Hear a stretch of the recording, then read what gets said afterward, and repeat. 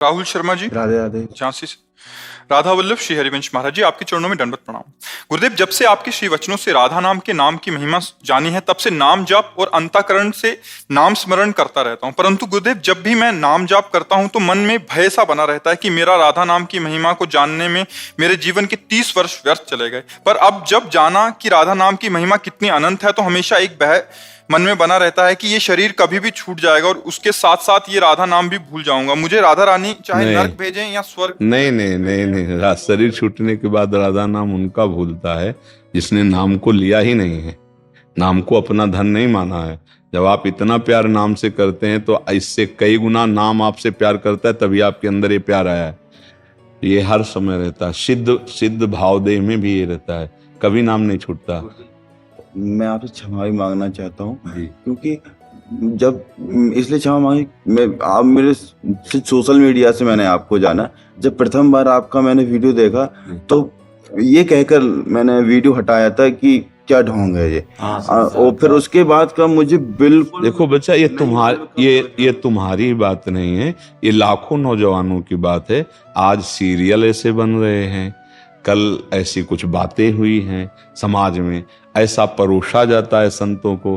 तो नए, अब आप देखो सीरियल में तो संतों का जो स्वरूप है वो जब तक आप सत्संग नहीं करेंगे तो आपने उसे देखा है, आप उसी को समझ रहे हो, बड़े लेवल से आपने सुना है समाज का कैसे पतन की बातें, तो आपको लगता है कि ऐसा ही है। जैसे हमारा भाव खत्म हो जाए तो हम जिधर भी देखेंगे सब, एक जगह भाव खत्म हो जाए तो सर्वत्र वही भाव खत्म हो जाता है, और एक जगह भाव लग जाए तो सर्वत्र भाव लग जाता है। भाव का ऐसा खेल होता है।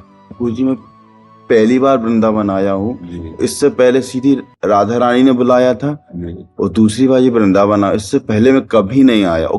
ऐसा लग रहा है जैसे कि मुझे ऐसा लग रहा है जैसे मैं अपने सांसारिक पेपरों में हमेशा फेल हुआ हूँ, लेकिन ऐसा लग रहा था कि ये मेरा प्रश्न शायद सिलेक्ट हो। ऐसा कुछ है नहीं इस प्रश्न में मेरे, तो बिल्कुल उम्मीद थी ही नहीं कि ये मुझे। नहीं, भगवान के हेतु की कृपा हम सब पे होती है कि हमें मानो दे दिया और हम संसार आसक्त थे, हमें संत समागम दिया, हमारे अंदर भाव दे दिया, श्रद्धा दे दिया, बहुत कुछ भगवान ने हमको कृपा से दिया है। अब हम संभाल लें उस कृपा को संभाल लें। और इतना हम जरूर कहते हैं, हम ये नहीं कह रहे कि हम असली हैं, लेकिन इतना जरूर कहते हैं कि अगर नकली कोई चीज है तो उसकी असली तो होगी ना। अगर नकली नोट बना तो उसका असली होगा, और नकल की असल तो होती है, और असल की नौटंकी नहीं होती है, असल का नाटक नहीं होता है। असल ही होता है, उसको कोई नाटक 2 घंटे के लिए कोई साधु का नाटक करके वो दिखा सकता है साधु, लेकिन साधुता 2 घंटे लाना, साधुता के लक्षण 2 घंटे लाना, ये पूरे जीवन की साधनाएं होती हैं। ऐसे थोड़ी हो जाता है कि कपड़ा बदल लो, दाढ़ी बना लो तो प्रेमानंद का वेश तो कोई बना सकता है, लेकिन प्रेमानंद की स्थिति को प्राप्त करने के लिए फिर जीवन अर्पित करना पड़ता है। अच्छा, नाटक करने वाले में असली में भेद होगा, नाटक ज्यादा जमेगा, नाटक में लाखों लोग हो सकते हैं, लेकिन असलियत में जब आप उसको देखोगे तो उसकी चित्तवृत्ति मिलाने वाले कम होंगे। देखो ना, आप देखो, ठीक है आज ऐसा है, लेकिन जहां हमें सत्य वस्तु की प्राप्ति, सत्य वस्तु कितने प्राप्त करना चाहते हैं हमें ये बताओ। भगवत प्राप्ति करना, दोषों का त्याग करना, व्यसन का त्याग करना, गंदे आचरणों का त्याग करना, कितने लोग चाहते हैं? आप विचार करके देखना। अब उनमें से अपने देश में 135-40 करोड़ लोग हैं। कितने लोग हैं भाई? हजारों में हो सकते हैं, आप लाखों में भी नहीं कह सकते। इतनी बड़ी जनसंख्या में इतने लोग अध्यात्म को सुनना चाहते हैं, अध्यात्म को जानना चाहते हैं। उनमें कितने पाना चाहते हैं? किनका केवल अध्यात्म लक्ष्य है, तो जब छटनी करे तो अंगुली में आ जाएंगे अध्यात्म कि शुद्ध मुझे भगवत प्राप्ति करनी है। तो ये कृपा पात्र जनों का होता है। नहीं, यहां तो देखो भगवान की केवल अध्यात्म चर्चा है बस, इसके अलावा अगर आप कुछ बोलेंगे तो रोक दिया जाएगा। केवल अध्यात्म वो आप सुनने आए हैं, इसका मतलब भगवान की विशेष कृपा आपके ऊपर हुई, तभी आप बैठे हैं।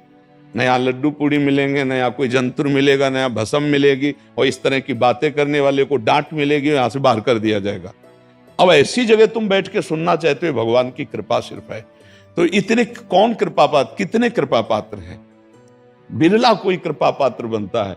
जैसे इतने सब बिरले हैं, जितने बैठे हो बिरले में आए हो, क्योंकि 140 करोड़ जनता है। कितने मतलब इसमें बदलना चाहे, पर यह जरूर है कि सत्य का प्रभाव झकझोर देता है। सत्य का प्रभाव झकझोर देता है। आज हम जब देखते हैं कि सब 18, 20, 30 के अंतर्गत होंगे, अगर 40,000 हैं तो हम उनमें से ये मान सकते हैं कि 500 वयोवृद्ध होंगे, बकाया सब जितने होंगे सब नौजवान भाई। राधा राधा और स्टाइल तो अलग होती है लो वाले की। हम खड़े हो जाते हैं और हमारी छाती जो है ना शीतल होती है और फूलती है कि ये नौजवान जो आज हमारे ऊपर कृपा करके अपने असद आचरण छोड़ के और राधा राधा बोल रहे ना, तो हमारा जीवन धारण करना सार्थक हो गया। बस ये समझो, ये जो चीज हम देख रहे कि जो भाई जन कहते हैं हम शराब छोड़ दिए, हम मांस छोड़ दिए, हम गंदे आचरण छोड़ दिए, हम ऐसा राधा राधा जपते, ये हमारी फीस है।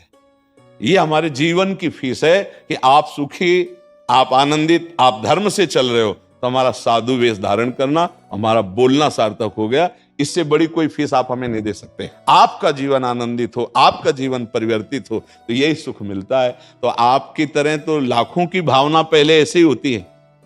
आज हमारा अध्यात्म बिक रहा है, बात समझ रहे हैं? इसीलिए अध्यात्म को ना कोई समझना चाहता है और भावना बिगड़ जाती कि यार सब ढोंग है। जैसे आपको प्रारंभ में लगा, और जब आपको सही माने में अध्यात्म का परिचय प्राप्त होगा तो देखो आप ही हाथ जोड़े बैठे हो। आपको सुनकर के कितने लोगों के जीवन में एक नूतन प्रारंभ हुआ है। आप भगवत कृपा से सब होता है ना। भगवान निमित्त किसी को बना देते हैं, बल उन्हीं का होता है। मूकम करोति वाचालम पंगुम लंघयते गिरिम यत् कृपातम हम वंदे परमानंद माधवम। जैसे कई बार हमने कहा है कि तिनके की सामर्थ्य नहीं कि वो उड़ सके, पर जब वायु का संयोग मिल जाता है तो तिनका भी उड़ जाता है। ऐसे ही एक साधारण असाधारण वैभव से युक्त हो जाता है जब भगवत कृपा हो जाती है। तो वही असाधारण कृपा संतों की है, जो लोगों का परिवर्तन हो रहा है। मेरे में तो सामर्थ्य नहीं, संतों की कृपा से, भगवान की कृपा से वो वाणी समझ रहे हैं। ये बहुत बड़ी बात कलयुग है। इस युग में नौजवान भाई हमारी बात को समझ रहे हैं, हमारे ऊपर बड़ी कृपा कर रहे हैं। वो असत आचरणों का त्याग कर रहे हैं, ये हमारे ऊपर बड़ी कृपा कर रहे हैं। अगर वो ये कृपा न करते तो हमारा जीवन धन्य ना होता।